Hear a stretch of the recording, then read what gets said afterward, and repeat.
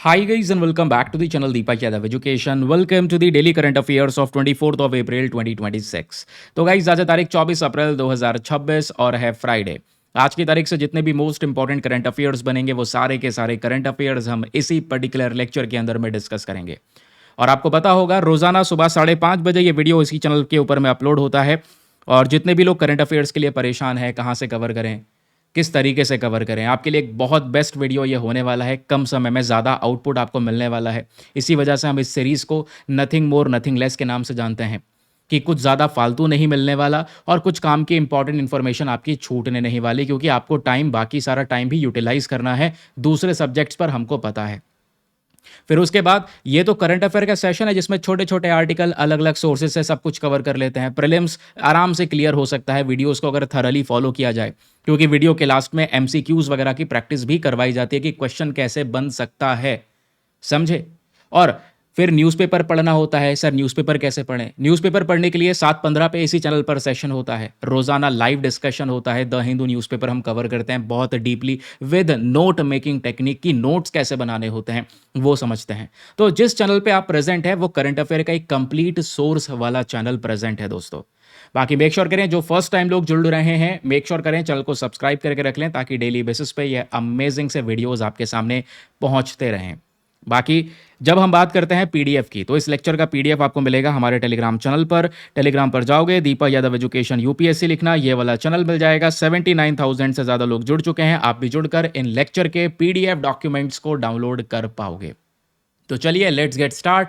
हमारा पहला आर्टिकल है जीएस पेपर नंबर 1, एनवायरमेंट के पॉइंट ऑफ व्यू से बहुत इंपॉर्टेंट। रामसर साइट्स के बारे में किसी ना किसी गवर्नमेंट एग्जामिनेशन में क्वेश्चन बन ही जाता है। हर साल हम देख रहे हैं पिछले कुछ समय पे लगातार किसी ना किसी वेटलैंड को रामसर साइट का दर्जा मिलता जा रहा है। तो पहली बात, एक नई बर्ड सेंचुरी न्यूज़ में बनी हुई है जिसका नाम है शेखा झील बर्ड सेंचुरी। याद रखिएगा, इसका लोकेशन है उत्तर प्रदेश। ज़्यादातर एग्जामिनेशन में जो क्वेश्चन बन सकता है वो यही बनेगा कि बताओ शेखा झील बर्ड सेंचुरी हाल ही में न्यूज़ में थी, ये कहाँ पर लोकेटेड है? तो ये उत्तर प्रदेश में लोकेटेड है। नाउ क्वेश्चन नंबर 2 जो बन सकता है, ये न्यूज़ में क्यों थी? दोस्तों इसको 99th रामसर साइट डिक्लेयर कर दिया गया है भारत का। तो टोटल भारत में 99th रामसर साइट्स हो चुकी हैं, इस बात को याद रखिएगा। बहुत ही ज़्यादा ये इंपॉर्टेंट है, ठीक है। क्लियर हो गया। यूपी में प्रेजेंट है। अब उत्तर प्रदेश के एग्जामिनेशन के पर्सपेक्टिव से याद रखना, यह यूपी की 12वीं रामसर साइट है। नाम क्या है? शेखा झील बर्ड सेंचुरी। एग्जाम में या तो लोकेशन पूछेगा या तो वो रीजन जिसकी वजह से ये न्यूज़ में है। या भारत में टोटल कितनी रामसर साइट हो चुकी हैं? 99 हो चुकी हैं, ठीक है। यही 3-4 बातें पूछी जाएंगी। अब एक और चीज़ यहाँ पर यह है कि ये रामसर साइट इंपॉर्टेंट क्यों है। ध्यान रखना, ये एक शेखा झील बर्ड सेंचुरी है और रामसर साइट के अंदर में जितने भी हमारे वेटलैंड्स होते हैं, जितनी भी झील होती हैं, लेक्स होते हैं, पॉन्ड्स होते हैं, इनको हम दर्जा देते हैं रामसर साइट के अंदर में। और दर्जा देने का मतलब क्या है? मतलब यह है कि हम उनकी प्रोटेक्शन की बात कर रहे हैं कि भाई ये झील खतरे में है तो इसकी सुरक्षा होनी चाहिए। तो इंटरनेशनली हम आवाज़ उठाते हैं, इंटरनेशनली उसको रामसर साइट उस लिस्ट में टैग किया जाता है, प्रोवाइड करवाया जाता है कि भाई अब इसकी सुरक्षा करना। तो ये कोई बहुत अच्छा संदेश नहीं है कि शेखा झील बर्ड सेंचुरी को रामसर साइट में कवर किया गया है कि भारत की वाओ 99 रामसर साइट हो चुकी है। नहीं, ऐसा नहीं है। 99 रामसर साइट हो चुकी है मतलब ये सारे के सारे वेटलैंड्स खतरे में हैं, इसीलिए उनको रामसर साइट के दर्जे में रखा जा रहा है ताकि उनकी प्रोटेक्शन दी जाए। तो एक पॉइंट इस तरीके से भी याद रखना, ठीक है। ये Ramsar site central Asian flyway के अंदर में आती है। सेंट्रल एशियन फ्लाईवे वो वाला फ्लाईवे है दोस्तों जहां से बहुत सारी जो बर्ड्स हैं, बर्ड्स की स्पीशीज उड़कर आती हैं और जाती हैं, लंबा लंबा डिस्टेंस ट्रैवल करती हैं एशिया के अंदर में। तो उसी पर्टिकुलर रीजन में ये प्रेजेंट है। तो कई बार ऊपर नॉर्थ वाली साइड से जो बर्ड्स है वो उड़कर आती हैं और इस शेखा झील बर्ड सेंचुरी पे रुकती भी हैं, माइग्रेटरी बर्ड्स जो आती हैं। तो आज ये जो झील है जिसको रामसर साइट का दर्जा दिया गया है, ये बहुत सारी माइग्रेटरी बर्ड्स के लिए एक बहुत इंपॉर्टेंट हैबिटेट बन चुका है, प्लेस बन चुका है जहां पर ये बर्ड्स रहती हैं। और वो कौन कौन सी स्पीशीज हैं? 3 मेजर स्पीशीज के नाम याद रखिएगा। बार हेडेड गूज हो गई, पेंटेड स्टॉर्क हो गई और उसके अलावा अलग अलग डक्स हो गई, जो कई बार माइग्रेट करती हैं और इस झील के अंदर में लंबे समय तक रुकती हैं, रहती हैं, ठीक है। अब रामसर साइट सर होती क्या है, ये मैंने आप लोगों को ऑलरेडी बताया कि रामसर साइट बेसिक तौर पे जो भी वेटलैंड्स होते हैं उसको हम एक दर्जा देते हैं, एक प्रोटेक्शन देते हैं। अब ये क्या है? ये एक इंटर गवर्नमेंटल ट्रीटी है। देखो बात है 1971 की। 1971 में रामसर नाम का एक शहर है ईरान में, दुनिया भर की कंट्रीज़ वहाँ पे प्रेज़ेंट होती हैं, मिलकर एक एग्रीमेंट को साइन करती हैं कि हम सब मिलकर अपने देश में जितने भी वेटलैंड, जो भी झीलें, नदियाँ खतरे में होंगी, पॉन्ड्स, लेक्स जो भी खतरे में होंगे, उनको हम इंटरनेशनल इम्पोर्टेंस देंगे। उनको हम रामसर साइट डिक्लेयर करेंगे और रामसर साइट डिक्लेयर करके उनकी सुरक्षा की बात उठाई जाएगी। और याद रखने वाली बात यह है कि जब ये पूरा का पूरा एग्रीमेंट साइन हो जाता है, इसको अडॉप्ट कर लिया जाता है मॉन्ट्रिक्स रिकॉर्ड के अंदर में और रामसर साइट्स को एक बड़ा प्रायोरिटी के ऊपर में रखा जाता है। और आज जितनी भी वेटलैंड है जो खतरे में चले जाते हैं, उनको रामसर साइट का दर्जा देते हैं अलग अलग प्रकार के देश। और हर साल, क्योंकि हम इन वेटलैंड्स के बारे में जागरूकता फैलाते हैं कि भैया वेटलैंड्स को बचाओ, ज़्यादा से ज़्यादा बचाओ, तो जो वर्ल्ड वेटलैंड डे है ना, इस वजह से यहाँ पर क्या होता है, हर साल 2 फरवरी को हम वर्ल्ड वेटलैंड डे ऑब्जर्व भी करते हैं। फिर क्वेश्चन आता है दोस्तों, भारत और रामसर साइट का कन्वेंशन के बीच का एक पर्टिकुलर डिस्कशन। देखो, इंडिया के अंदर में ये वर्किंग में आता है 1982 में। आज भारत के अंदर में टोटल कितनी रामसर साइट्स हो चुकी हैं? 99 रामसर साइट्स हो चुकी हैं। ये थोड़ा सा याद रखिएगा, ठीक है? क्लियर हो गया, समझ में आ गया। फैक्ट्स आप लोग देखोगे तो एक बहुत सबसे बड़ी रामसर साइट है सुंदरबन, वेस्ट बंगाल के अंदर में। छोटी रामसर साइट तमिलनाडु की देखने को मिल जाएगी, वेम्बनूर वेटलैंड। और वो राज्य जिसमें सबसे ज़्यादा रामसर साइट्स हैं, उसमें आपका तमिलनाडु देखने को मिल जाएगा, ठीक है? और जो रामसर साइट के अलावा एक मॉन्ट्रियक्स रिकॉर्ड है, जिसको अडॉप्ट किया गया था मॉन्ट्रियक्स में, ये भी बेसिक तौर पे रामसर साइट्स को ही आइडेंटिफाई करता है। ये उन रामसर साइट को पहचान देता है। सुनो, रामसर साइट वाला दर्जा अलग है, मॉन्ट्रियक्स रिकॉर्ड के अंदर में कवर किया जाता है कुछ रामसर साइट्स को, वो अलग है। ये उन रामसर साइट्स को दर्जा देता है जिसमें बहुत ही ज़्यादा ज़रूरी है अटेंशन देने की, बहुत ही ज़्यादा ज़रूरी है प्रोटेक्शन देने की। तो आज मॉन्ट्रियक्स रिकॉर्ड में भी आप देख पाओगे केलादेव नेशनल पार्क, उसके अलावा लोकटक लेक मणिपुर की, ये 2 इंपॉर्टेंट लोकेशंस हैं जो मॉन्ट्रियक्स रिकॉर्ड में भी कवर की जाती हैं भारत की। ये हो गया रामसर साइट का हर एक इंपॉर्टेंट इन्फॉर्मेशन। कोई भी क्वेश्चन एग्जामिनेशन बनेगा, इस डिटेल से बाहर नहीं जाएगा। डेफिनेशन, इंपॉर्टेंस, इंडिया का स्टेटस, एंड दैट्स ऑल। अब कभी भी रिवाइज भी करना हो, सुनो एक पार्ट और ऐड कर लो, कभी भविष्य में रिवाइज करना हो इन आर्टिकल्स को, तो आप इजीली रिवाइज कर पाओगे इन छोटे छोटे पॉइंट्स के माध्यम से कि भाई शेखा झील बर्ड सेंचुरी को रामसर साइट का दर्जा दिया जा चुका है, यूपी के अलीगढ़ में ये प्रेजेंट है एंड सेंट्रल एशियन फ्लाईवे के भीतर आती है। और अब इंडिया के अंदर में टोटल 99 रामसर साइट्स हो चुकी हैं। चलिए दोस्तों, अगली खबर की तरफ आते हैं। अगला न्यूज़ बात करता है सेफ्टी के बारे में, और एक इंपॉर्टेंट टेक्नोलॉजी के बारे में हम बात करने वाले हैं, TMA, ट्रक माउंटेड एटेन्यूएटर। ये ट्रक माउंटेड एटेन्यूएटर क्या होता है, ज़रा मैं आपको समझाता हूँ, लेकिन हम लोग क्यों डिस्कस कर रहे हैं पहले आपको बता दूँ। देखो, जो हमारा PIB है, गवर्नमेंट का एक मेन सोर्स, उसके अलावा इकोनॉमिक टाइम्स हो गया, सभी जगह पर ये आर्टिकल कवर किया गया। एक आर्टिकल मैंने लगाया भी, शायद लाया नहीं हूँ, कोई बात नहीं, आप यहाँ पर देखो, न्यूज़ मैंने लिख दिया, आर्टिकल हो ना हो न्यूज़ ज़रूर से लिख दी गई है। न्यूज़ यहाँ पर मेंशन करता है कि ministry of road transport and highways, ये जो मंत्रालय है, इन्होंने हाल ही में ट्रक माउंटेड एटेन्यूएटर, ये जो पर्टिकुलर कॉन्सेप्ट है, इसको इंट्रोड्यूस कर दिया है। इस कॉन्सेप्ट का जो मेन पर्पज़ है वो यह है कि जब भी कहीं पर रोड बन रही हो, हाईवेज वगैरह बनाए जा रहे हैं, तो आपने देखा होगा पीछे से गाड़ियाँ आती हैं, कभी कभार दिखता नहीं और बड़ा हादसा हो जाता है, जिसमें जो रोड कंस्ट्रक्शन कर रहे वर्कर्स हैं उनकी भी जान जाती हैं। समझ रहे हैं कि, या फिर कई बार रोड बनी हुई है, उसका मेंटेनेंस कर रहे होते हैं, क्योंकि रोड बन रही है तो वहाँ पे तो गाड़ियाँ नहीं आएंगी, सिंपल सी बात है। मान लो कोई रोड का मेंटेनेंस हो रहा है, हाईवे का मेंटेनेंस हो रहा है, और हाईवेज हाई स्पीड हाईवे है जहाँ पर गाड़ी बहुत तेज़ चल रही है, उसे क्या पता आगे क्या हो रहा है, आगे गाड़ियाँ भिड़ जाती हैं, बड़ा हादसा होता है, लोगों की जान जाती है। तो ऐसी सिचुएशन को कंट्रोल करने के लिए जो ट्रक्स वगैरह हम लोग यूज़ करते हैं, उन ट्रक्स के पीछे हम क्या लगाएंगे, एक माउंटेड एटेन्यूएटर। एटेन्यूएटर क्या है, इस तरीके से कुशन टाइप आप कह सकते हैं। मतलब एक एग्जाम्पल के तौर पे हम समझेंगे, एक कुशन होगा इसके पीछे, अगर कोई गाड़ी आके इसके पीछे टकराएगी भी ना, तो बहुत खतरनाक हादसा नहीं होगा, या जो कैजुअलिटीज़ होंगी, इंजरी होंगी, वो कम से कम होंगी, जो वर्कर्स की भी प्रोटेक्शन करेंगी, इवन यहाँ पर व्हीकल्स को भी प्रोटेक्ट करेंगी। समझे? तो ये मेरा एक मोटा मोटा कॉन्सेप्ट आपको समझा दिया है। अभी आगे हम लोग इस कॉन्सेप्ट को और विस्तार से समझेंगे।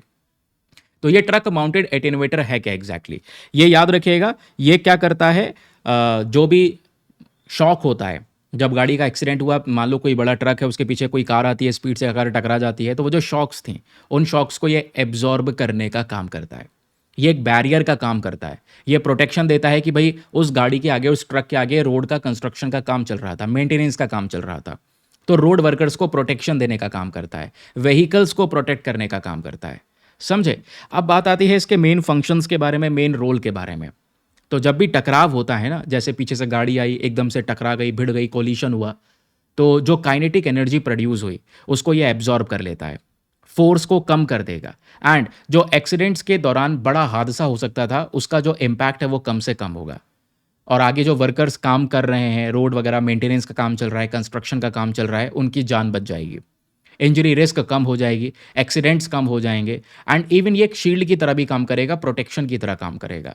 तो कहोगे इससे अच्छा अगर हम गाड़ी को पहले ही कोई इंडिकेशन दे दे, तो ये इंडिकेशन भी काम करता है, याद रखिएगा। ऐसा नहीं है कि ये इंतजार ही कर रहा है कि पीछे से गाड़ी आए और हमसे टकराए, ये इंतजार नहीं कर रहा है। इसमें एडवांस फीचर भी है, इसमें हाई इंटेंसिटी विग वैग वार्निंग लाइट्स लगाई जाती हैं जो बहुत ही ज़्यादा तेज़ होती हैं और ऑल्टरनेटिव पैटर्न्स में जल रही होती हैं। जो सामने कार से कोई व्यक्ति आ रहा है तो उसको दिखाई देगा कि भाई यहाँ पर ये ऑल्टरनेटिव पैटर्न्स में लाइट जल रही है और एक जगह थमी पड़ी है, मतलब आगे कुछ चल रहा है, तो बच जाएं हम। तो अर्ली वार्निंग भी देता है ड्राइवर्स को। ये बहुत ही ज़्यादा यूज़फुल सिस्टम हो सकता है हाई स्पीड हाईवेज़ पे, जब भी आपको मेंटेनेंस करना हो या नाइट टाइम कोई ऑपरेशन चल रहा है, कंस्ट्रक्शन का काम चल रहा है रोड्स के ऊपर में, तब ये बहुत ही ज़्यादा अच्छा मेथड हो सकता है जो एक्सीडेंट्स को बचाएगा भी। और तब भी इतना सब कुछ होने के बावजूद भी अगर कोई एक्सीडेंट हो जाए तो आम तौर पे बहुत बड़ा हादसा नहीं होगा, लोगों की जान नहीं जाएगी। तो ये है टीएमए मेथड, थोड़ा सा याद रखना।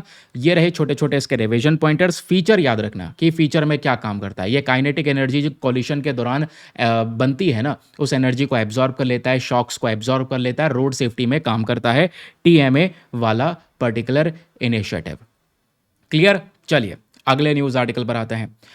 अगला आर्टिकल बात करता है एक बहुत ही इंपॉर्टेंट पाइपलाइन के बारे में जिसको हम बोलते हैं द्रुजबा पाइपलाइन, या इसको फ्रेंडशिप पाइपलाइन के नाम से भी कहा जाता है। और ये आर्टिकल आपको मिल जाएगा दोस्तों द हिंदू न्यूज़पेपर में, इंडियन एक्सप्रेस में, इकोनॉमिक टाइम्स में, टाइम्स ऑफ इंडिया में, सभी जगहों पर इसको लेकर कवरेज हो रहा है। इवन मैंने कल, आपको पता होगा, द हिंदू न्यूज़पेपर में सुबह सुबह आपसे बोला भी था कि कल बोला था या परसों बोला था कि द्रुजबा पाइपलाइन को अच्छे से मैप में कवर कर लेना। क्वेश्चन यह है कि क्यों कवर कर लेना सर, कारण बताओ। कारण इसलिए है क्योंकि दोस्तों यूक्रेन और रशिया के बीच में आपने देखा 2021 से लेकर लगातार एक वॉर छिड़ा हुआ था। अब फाइनली यूक्रेन यहां पर रेडी हो चुका है, यूक्रेन तैयार हो चुका है। यूक्रेन कह रहा है कि रशिया अपने जो कच्चा तेल की सप्लाई करता है ना, क्योंकि देखो रशिया के पास में बहुत सारा कच्चा तेल है और हम भी रशिया से परचेज करते हैं। अभी वॉर के दौरान तो रशिया से हमने डिस्काउंट में एक कच्चा तेल परचेज किया था। और केवल हम ही नहीं परचेज कर रहे हैं, पूरा यूरोप में 27 देश हैं, वो सब यहां पर परचेज कर रहे हैं। उनके घरों में जो चूल्हा जल रहा है वो रशिया की वजह से जल रहा है, गर्माहट वो रहती है वहाँ पे रशिया की वजह से रहती है। तो रशिया बहुत सारा कच्चा तेल भी सप्लाई करता है पूरे यूरोप को। और वो कैसे सप्लाई करते हैं? पाइपलाइन के माध्यम से एक पाइपलाइन बिछा रखी है। उस पाइपलाइन को द्रुजबा पाइपलाइन या फ्रेंडशिप पाइपलाइन के नाम से हम जानते हैं। तो रशिया यूक्रेन के वॉर की वजह से यूक्रेन ने यहाँ पर इसको रोक रखा था। तो यूक्रेन यहाँ पर डैमेज भी कर चुका है कई बार द्रुजबा पाइपलाइन को। तो अब यूक्रेन कह रहा है कि देखो हमने रिपेयर कर दिया है आपकी पाइपलाइन, कोई प्रॉब्लम नहीं है। अब ये रिपेयर करने के बाद में इस पाइपलाइन से बहुत आराम से जो कच्चा तेल है वो रशिया से यूरोप चला जाएगा और रशिया अब वापस से अपने यूरोप को सारी सप्लाईज दे सकता है, ये सप्लाईज को रिज्यूम कर सकता है। ठीक है, तो यूक्रेन रेडी हो चुका है, तैयार हो चुका है कि रशिया कच्चा तेल बेचे अब यूरोप को। समझे? जिस वजह से द्रुजबा पाइपलाइन न्यूज़ में आ चुकी है। तो कारण आपको समझ में आया कि क्या चर्चाओं में चल रहा है। अब एग्जाम के पर्सपेक्टिव से आपसे क्या पूछा जाएगा? द्रुजबा पाइपलाइन का इंपॉर्टेंस, इससे क्या सप्लाई होता है? क्रूड ऑयल सप्लाई होता है। किसको सप्लाई होता है? रशिया से यूरोप जाता है। यूरोप में कौन कौन से कंट्रीज में ये पाइपलाइन जाके कनेक्ट होता है, आइए मैं एक एक करके समझाता हूँ, लेकिन बिल्कुल बेसिक से। पहले इस पाइपलाइन की शुरुआत कैसे होती है, इसका जो मेन हिस्टोरिकल बैकग्राउंड है वो क्या है। समय था 1960s का। तो 1960 में दोस्तों ये जो पाइपलाइन है बनाई जाती है यूएसएसआर के थ्रू, क्योंकि 1960s के समय पर सोवियत यूनियन यूएसएसआर हुआ करता था। फिर 1991 में आपको याद होगा ये यूएसएसआर टूटता है और टूटने के बाद में इसमें से छोटे छोटे 15 कंट्रीज बनते हैं। तो 1960s के अंदर में याद रखिएगा यूएसएसआर के थ्रू ये जो पाइपलाइन का कॉन्सेप्ट है ये इंट्रोड्यूस किया गया था, ये लेकर आया गया था। पर्पस क्या है इस पाइपलाइन का? पर्पस था जो कच्चा तेल है इसको यूएसएसआर से यूरोपियन कंट्रीज को बेचना, इनको प्रोवाइड करवाना। एक बहुत इंपॉर्टेंट ट्रांसपोर्टेशन सिस्टम ये बनकर आया। अब ये पाइपलाइन शुरू होता है रशिया से। रशिया में स्पेशली जो जगह है जिसका नाम है एल्मेटयेव्स्क, वहाँ से ये शुरू होता है ये पाइपलाइन। मैं आपको ये वाली फोटो दिखाता हूँ, बहुत अच्छी फोटो है, इसमें हर एक बातों को बहुत डीपली कवर किया गया है। तो रशिया के इस पर्टिकुलर रीजन से पाइपलाइन शुरू हुई और ये पाइपलाइन आगे बढ़ते बढ़ते आप देख पाओगे, ठीक है, यहाँ से बेलारूस, रशिया का पड़ोसी देश है, बहुत सगा संबंधी है रशिया का। और बेलारूस में से ही दोस्तों ये पाइपलाइन दो पार्ट्स में डिवाइड हो जाती है। याद रखना, रशिया से सिंगल पाइपलाइन आ रही है, बेलारूस से इसके 2 पार्ट्स डिवाइड हो जाते हैं, एक नॉर्थ में चली जाती है जिसको बोला जाता है नदर्न द्रुज़बा, और दूसरी पाइपलाइन यहाँ पर नीचे साउथ में आ जाती है जिसको बोलते हैं सदर्न द्रुज़बा। जो साउथ वाली पाइपलाइन है ये यूक्रेन से होकर गुजरती है, याद रखिएगा। अभी वॉर के दौरान यूक्रेन ने इस पाइपलाइन को डैमेज भी बहुत किया। इस पाइपलाइन से छोटे-छोटे और रास्ते निकल रहे हैं जो यूक्रेन में भी कच्चे तेल की सप्लाई करते हैं। अब ये जो नॉर्थ वाली जो पाइपलाइन है दोस्तों, ये पोलैंड से होते हुए सीधा जर्मनी तक जाती है, जैसे आप लोग ऊपर देख पा रहे होंगे। और जो दूसरा जो सदर्न द्रुज़बा वाली पाइपलाइन है ये यूक्रेन से होकर स्लोवाकिया जाती है। स्लोवाकिया से एक पोर्शन कट जाता है हंगरी की साइड में, और इधर क्योंकि याद रखिएगा सदर्न द्रुज़बा में भी यहाँ पे द्रुज़बा 1 और द्रुज़बा 2 करके पाइपलाइंस 2 बढ़ जाती हैं। हंगरी में गई और पहली भी हंगरी से होकर स्लोवाकिया, चेक रिपब्लिक तक यहाँ पर ये जाती है। तो ये पूरा पाइपलाइन स्ट्रक्चर हो गया द्रुज़बा का। आई होप अब आपको यहाँ पे समझ में आ चुका है। इमेज के माध्यम से आप बढ़िया तरीके से क्लैरिटी ले पाओगे। तो आइए, अब जो हमने इस पूरे फोटो को, इसकी जानकारी को हमने थोड़ा लिखित फॉर्म में लिख रखा है, तो इसको भी पढ़ लेते हैं। भाई रशिया से ही पाइपलाइन शुरू होती है, बेलारूस तक जाती है। ठीक है, अब बेलारूस के बाद में ये पाइपलाइन स्प्लिट हो जाती है 2 पार्ट्स में, एक नदर्न ब्रांच में, एक सदर्न ब्रांच में। नदर्न ब्रांच बेलारूस, पोलैंड और फिर उसके बाद जर्मनी में चले जाता है, जबकि सदर्न ब्रांच यूक्रेन तक जाता है। यूक्रेन से फिर उसके बाद 2 पार्ट्स बढ़ जाते हैं, द्रुज़बा 1 और द्रुज़बा 2। द्रुज़बा 1 यहाँ पर चेक रिपब्लिक तक जाता है, द्रुज़बा 2 पाइपलाइन हंगरी तक जाती है, जो हम लोगों ने ये वाली नीचे देखा था। तो ये हो गया दोस्तों इसका लोकेशन, ये हो गई सारे के सारे important details regarding the Druzhba pipeline. इसको कई बार बोला जाता है ये यूरोप की एनर्जी लाइफलाइन है। भाई कच्चे तेल की मेजर ज़रूरतें जो है रशिया पूरी कर देता है यूरोप की इस पाइपलाइन के माध्यम से। उसके अलावा रशिया यूरोप के जो एनर्जी रिलेशंस हैं उसके लिए भी ये पाइपलाइन बहुत ही ज़्यादा ज़रूरी है। फिर बात क्या आती है, जियोपॉलिटिकली सेंसिटिव। भाई ये पाइपलाइन यूक्रेन और ईस्टर्न यूरोप के थ्रू भी मतलब पास होते हुए गुजरती है, तो उन सब पर्सपेक्टिव से भी ये पाइपलाइन अपने आप में इंपॉर्टेंट है। समझ गए? चलिए अगला न्यूज़ आर्टिकल। अच्छा, पाइपलाइन को लेकर ये रिवीजन पॉइंटर दिए गए हैं, कभी भी रिवाइज करना हो तो आप इजीली रिवाइज कर सकते हैं। पूछा जा सकता है फ्रेंडशिप पाइपलाइन के बारे में, कोई फ्रेंडशिप पाइपलाइन है क्या यूरोप और रशिया के बीच में? उसको हम दूसरे नाम से जानते हैं द्रुज़बा पाइपलाइन। या पूछ सकता है द्रुज़बा पाइपलाइन के थ्रू किस चीज़ की सप्लाई की जाती है? तो क्रूड ऑयल की सप्लाई की जाती है, कच्चे तेल की सप्लाई की जाती है। ठीक है, अगले आर्टिकल में आप देख पाओगे जो सिस्टम हम डिस्कस कर रहे हैं वो है प्रजना सिस्टम। ये न्यूज़ में बना हुआ है। AI enabled satellite imaging system है, और अभी सरकार ने खुद यहाँ पे डायरेक्टली अपने जो ऑफिशियल पोस्ट है, माई गवर्नमेंट है, सब पे चर्चाओं में है। मेरे इंस्टाग्राम फीड पे भी आया हुआ था, मैंने सेव करके रखा कि मैं सेपरेटली पढ़ाऊंगा। लेकिन फिर मैंने देखा बहुत सारे वेबसाइट पर पीआईबी को मैंने फॉलो किया तो पीआईबी में आर्टिकल मिल गया। मैंने कहा चलो पढ़ाते हैं भाई, बहुत इंपॉर्टेंट है, जगह जगह पे कवर हो रहा है। तो एक प्रजना एआई सिस्टम है दोस्तों, AI satellite imaging system. Satellite के अंदर में हमने एआई सिस्टम को इंक्लूड किया है, और ये मदद करेगा टेररिज्म से लड़ने में, अपने बॉर्डर्स पर प्रोटेक्शन देने में, डेटा को बहुत प्रिसाइजली कह सकते हैं कि स्टडी करने में। तो ये सिस्टम बना दिया गया है और ये हैंड ओवर कर दिया गया है किसको? मिनिस्ट्री ऑफ होम अफेयर्स को।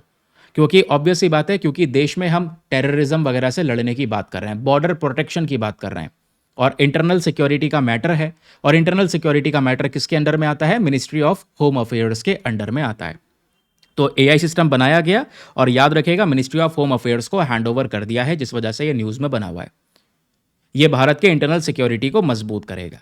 तो क्वेश्चन आप लोगों से पता है क्या बनेगा कि बताओ ये प्रजना एआई सैटेलाइट इमेजिंग सिस्टम किसने बनाया है? तो कहोगे भाई सैटेलाइट इमेजिंग सिस्टम बहुत आसान है, इसरो ने बनाया है। वहीं पर आंसर हो जाएगा गलत। ये प्रजना एआई सिस्टम इसरो ने नहीं बनाया है, ये बनाया है डीआरडीओ ने, डिफेंस रिसर्च डेवलपमेंट ऑर्गेनाइजेशन ने। और बनाकर किसको सौंपा है? मिनिस्ट्री ऑफ होम अफेयर्स को। इसीलिए मैंने यहाँ पर इस आर्टिकल को पढ़ाया, क्योंकि है बहुत इंटरेस्टिंग, क्वेश्चन बनने के चांसेस यहाँ से बहुत ज़्यादा है। ठीक है, तो प्रजना क्या है? इंडिजीनियसली खुद का बनाया हुआ, खुद का डेवलप किया हुआ AI based satellite imaging system. हाल ही में अप्रूवल हो गया है, सब कुछ तैयार हो चुका है, और हमने अपनी मिनिस्ट्री ऑफ होम अफेयर्स को सौंप दिया है। इसको किसने डेवलप किया है? Defence research and development organisation ने डेवलप किया है। और इसको क्रिएट किसने किया है? मतलब डिफेंस डीआरडीओ की भी लैब्स हैं, उसमें से ये जो CAIR लैब है इन्होंने यहाँ पर बनाया। इसका मेन पर्पज़ है एआई का इस्तेमाल करना, जिसके माध्यम से हम देश के अंदर में सिक्योरिटी को बढ़ाएंगे। क्योंकि ये AI based satellite imaging system होगा जो रियल टाइम डिसीजन मेकिंग करेगा, रियल टाइम ट्रैकिंग करेगा, और इंटरनल सिक्योरिटी को प्रमोट करेगा। आतंकवाद से संबंधित या आतंकवाद के खिलाफ जो हम ऑपरेशन चलाते हैं उसमें हमको सपोर्ट करेगा। हमारे जो बॉर्डर रीजन्स हैं, जो बहुत ही ज़्यादा सेंसिटिव रीजन्स हैं, उनकी यहाँ पर ये प्रोटेक्शन करता हुआ नजर आएगा। ये देखिए, ये टॉपिक इकोनॉमिक टाइम्स में भी पब्लिश हुआ है, तो आपके एग्जामिनेशन के लिए सुपर डुपर इंपॉर्टेंट है। तो क्वेश्चन बन सकता है ये प्रजना एआई सिस्टम है क्या, इसके फीचर्स क्या हैं। तो ये AI enabled satellite imaging system है। इसमें सैटेलाइट इमेजरी के साथ साथ एआई रिलेटेड सारा का सारा डेटा प्रेजेंट है। रियल टाइम डेटा देगा, सिचुएशन को लेकर अवेयरनेस देगा। उसके अलावा इसका जो डिसीजन है, ऑब्वियस ही बात है, जो भी इमेज वगैरह आएगी, जो भी रियल टाइम डेटा होगा, उसके हिसाब से हमारा डिसीजन लेने में पावर बढ़ेगी। एक्यूरेसी के साथ में हम अपने सटीक डिसीजन ले सकेंगे। इसमें एआई का इस्तेमाल करा जा रहा है ताकि जितने भी पैटर्न्स है उसको आइडेंटिफाई किया जाए। हमारी बॉर्डर पर कोई अगर अनयूजुअल एक्टिविटीज़ दिखाई जा सकें, दिखती हैं तो उसको हम तुरंत एनालाइज कर सकें, है ना। कोई खतरा है जो हमारे नॉर्मल कन्वेंशनल सिस्टम से छूट रहा है, तो वो एआई सिस्टम ट्रैक करके हमको सिक्योरिटी प्रोवाइड करवाएगा। तो देश के इंटरनल सिक्योरिटी के लिए बहुत ही ज़रूरी है प्रजना सिस्टम। डीआरडीओ ने बनाया है और सौंप दिया है मिनिस्ट्री ऑफ होम अफेयर्स को। यही 4 लाइन है जो आपके दिमाग में रटी होनी चाहिए जब भी कुछ प्रजना के बारे में डिस्कशन होगा। ठीक है, चलिए अगली खबर पर आते हैं। फिर हमारे पास में एक बहुत रेलिवेंट टॉपिक है रिगार्डिंग जामुन, जिसको हम इंग्लिश में इंडियन ब्लैक प्लम भी कहते हैं। हाल ही में इसको लेकर जो खबर आई है वो डाउन टू अर्थ में पब्लिश हुई है, चेक कर लेना, क्योंकि सारे सोर्सेस मैंने फॉलो करे हैं, मैंने वहीं से ये कंटेंट बनाया है, तो मैं आपको बता सकता हूँ कहाँ कहाँ पर क्या क्या चीज़ें पब्लिश हुई हैं। अब जामुन आपने खाया होगा। जामुन हेल्थ के लिए बहुत ज़्यादा बेनिफिशियल है। डाइजेशन सिस्टम को सपोर्ट करना, इन्फ्लेमेशन को रिड्यूस करना, ब्लड शुगर को कंट्रोल करना, इन सब चीज़ों में जामुन का बहुत बड़ा रोल है। लेकिन सर ये सब तो पता है, आप डिस्कस क्यों कर रहे हैं जामुन के बारे में, ज़रा पहले तो ये बताओ। तो कारण दोस्तों सुनना, कारण बहुत इंपॉर्टेंट है।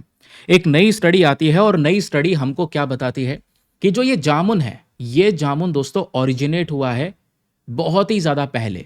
बहुत ज़्यादा पहले क्या, पहले कोई डिटेल नहीं थी कि कब पहले हुआ है। पहले जो डिटेल थी या पहले जो भी तारीख हमारे साइड से फिक्स की गई थी, उससे भी पहले यहाँ पर जामुन ओरिजिनेट हुआ है। और इसका जामुन का जो मेन इवोल्यूशन है दोस्तों, वो भारत से होता है। ये बात हमें बताई गई है रिसर्च के अंदर में। इसका जो नेटिव ऑरिजिन है, जैसे आप देख पाओगे बहुत सारे ऐसी चीज़ें हैं जो भारत में नेटिवली ग्रो नहीं होती। कुछ पोर्चुगीज़ लेकर आए, कुछ और मतलब जो लोग आए जिन्होंने देश पे कब्जा किया इतिहास में, वो सामान लेकर आए, जिससे कि यहाँ पर इंडिया में उसका ग्रोथ होना शुरू हुआ। लेकिन जामुन जो है, इसका नेटिव ओरिजिन इंडिया ही है, याद रखना। तो इंडिया ने एक बहुत इंपॉर्टेंट रोल प्ले किया है जामुन की इवोल्यूशनरी हिस्ट्री के अंदर में, ये इस रिपोर्ट ने बताया है, जिस वजह से चर्चाओं में। अब आइए जामुन के बारे में कुछ ये बेसिक पर्टिकुलर इन्फॉर्मेशन है, एक करके मैं आपको वो भी समझाता हूँ। जामुन क्या है, एक बहुत ही इंपॉर्टेंट माइनर फ्रूट। जामुन को हम ब्लैक प्लम भी कहते हैं, इंडियन ब्लैक चेरी भी कहते हैं, और राम जामुन के नाम से भी यहाँ पर इसको जाना जाता है। इसके डिस्ट्रीब्यूशन की जब भी बात होगी तो याद रखिएगा दोस्तों, ये थाईलैंड, फिलीपींस और मेडागास्कर के अंदर में पाया जाता है। नेटिव ओरिजिन इंडिया है। भारत के अंदर में ट्रॉपिकल और सब ट्रॉपिकल रीजन्स में पाया जाता है। अब आपको जो याद रखना है वो है ये वाला पॉइंट, कि जामुन को जब हम ग्रो करते हैं ना, तो किस प्रकार के मिट्टी की हमें ज़रूरत होती है या किस प्रकार के क्लाइमेट की हमें रिक्वायरमेंट होती है, ये बहुत ही ज़्यादा रेलिवेंट चीज़ है। आप जामुन को अलग अलग प्रकार के वैरायटी ऑफ सॉइल्स के अंदर में ग्रो कर सकते हैं, जैसे कैल्सरस सॉइल हो गया, saline sodic soil, marshy soils. और जो सेलिनिटी होती है जामुन के मतलब जैसे कोई मिट्टी है जिसमें खारापन ज़्यादा है, ठीक है, खारा पानी ज़्यादा है, या वाटर लॉक कंडीशन हो गई, पानी भरा हुआ है, क्योंकि ज़्यादातर फसलें क्या होती हैं, पानी भरा हुआ है तो सड़ जाती हैं कि भाई उसमें पानी भरा हुआ है, पानी निकालो।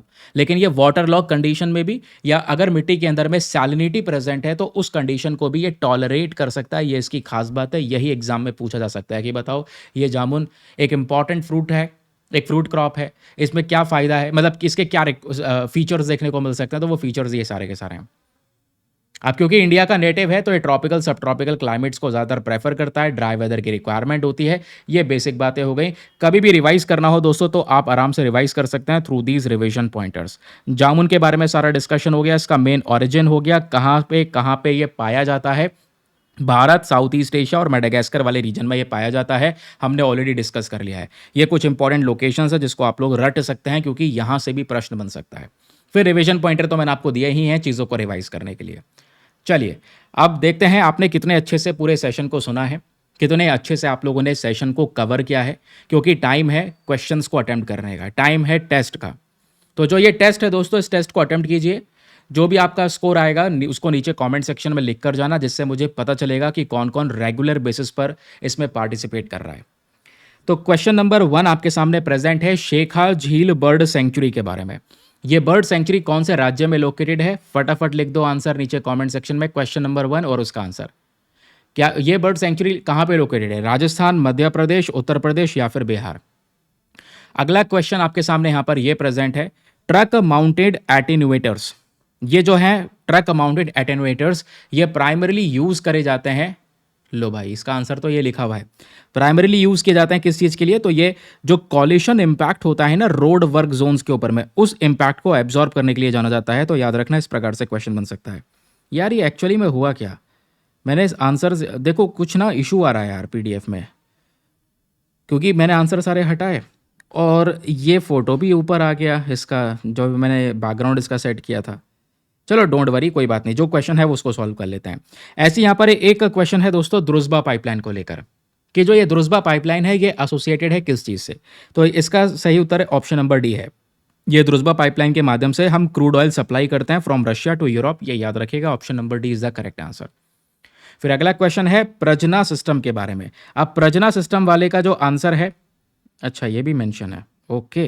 प्रजना सिस्टम को लेकर 3 स्टेटमेंट है, बताना है तीनों में से कौन सा स्टेटमेंट सही है। पहला, क्या प्रजना सिस्टम को इसरो ने डेवलप किया है वेदर फोरकास्टिंग के लिए?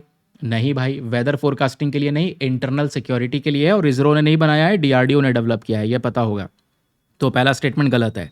दूसरा, क्या ये एआई का इस्तेमाल करेगा सैटेलाइट इमेज को एनालाइज करने के लिए? बिल्कुल सही बात है। तीसरा स्टेटमेंट, इसका मेन पर्पस है इंटरनल सिक्योरिटी को एनहेंस करना और काउंटर टेररिज्म ऑपरेशंस को बढ़ाना, ये भी सही बात है। तो second and third is the correct answer, option number B आपका सही उत्तर हो जाएगा। फिर अगला क्वेश्चन आपके सामने ये प्रेजेंट है जामुन से रिलेटेड। जो जामुन है यूनिकली सूटेड है फॉर कल्टीवेशन बिकॉज इट, यानी कि जो जामुन होता है उसका जो हम ग्रोथ करते हैं, उसको जब हम ग्रो कर रहे होते हैं तो कौन सा एरिया ज़्यादा सूटेबल है उसके कल्टीवेशन के लिए, किस जगह पर ये बढ़िया तरीके से जामुन ग्रो कर सकता है। क्या जामुन को ग्रो करने के लिए हमें एक स्ट्रिक्टली एल्कलाइन डेजर्ट सॉइल की ज़रूरत है? ये ऑप्शन नंबर बी। क्या जामुन जो है ये वाटर लॉक कंडीशन को टॉलरेट कर सकता है? क्या टॉलरेट नहीं कर सकता? कैन नॉट, ध्यान में रखिएगा, क्या अगर पानी भरा हुआ हो तो उस जगह को ये टॉलरेट नहीं कर पाएगा। या फिर तीसरा, क्या ये सैलिन और वाटर लॉक सॉइल्स के अंदर में ग्रो कर सकता है। या फिर चौथा, क्या इसको कोल्ड टेम्परेचर क्लाइमेट की ज़रूरत पड़ती है तब जाकर ग्रो करता है। तो बताएं दोस्तों जामुन को लेकर कौन सा स्टेटमेंट सही है। तो ये हो गए हमारे छोटे छोटे प्रैक्टिस क्वेश्चंस। आई होप आपको मज़ा आया होगा, बहुत सारी जानकारी मिली होगी एक छोटे से टाइम पीरियड के अंदर में। आपने देखा छोटे से टाइम पीरियड में सेशन अपने आप में बहुत इफेक्टिव है। अब आप लोग क्या कर सकते हैं, एक छोटा सा कॉन्ट्रीब्यूशन कर सकते हैं इस वीडियो को लाइक करके। 2000 लाइक्स का टारगेट है, प्लीज़ सपोर्ट कीजिएगा। और जितने भी लोग फर्स्ट टाइम जुड़े हैं चैनल को ज़रूर से सब्सक्राइब कर लेना, ताकि डेली बेसिस पे सुबह सुबह 7:30 बजे आपको, 7:30 नहीं 5:30 बजे ये सेशन मिल जाए। और अभी दोस्तों पता होना चाहिए, इसके बाद आप में से जितने भी लोग ये सेशन देख रहे हैं, आप सभी लोगों से रिक्वेस्ट है 7:15 पे द हिंदू के सेशन में आ जाना। लाइव डिस्कशन होगा इसी चैनल पर, लाइव जो सेक्शन है उस पर वीडियो स्केड्यूल होगा, जाके उसमें रिमाइंडर सेट कर लो और 7:15 पे अवेलेबल रहना वीडियो के अंदर में, ठीक है। चलिए मैं इंतजार करूंगा। आज के लिए bye bye, have a nice day, thank you and जय हिंद।